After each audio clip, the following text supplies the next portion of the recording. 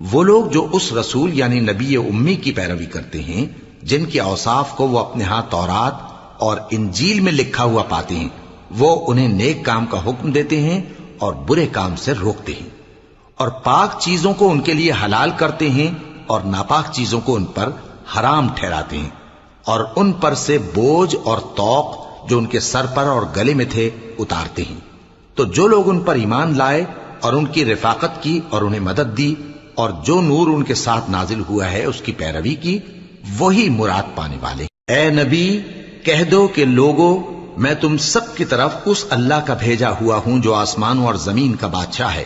اس کے سوا کوئی معبود نہیں، وہی زندگانی بخشتا ہے اور وہی موت دیتا ہے۔ تو اللہ پر اور اس کے رسول پیغمبر امی پر جو اللہ پر اور اس کے تمام کلام پر ایمان رکھتے ہیں ایمان لاؤ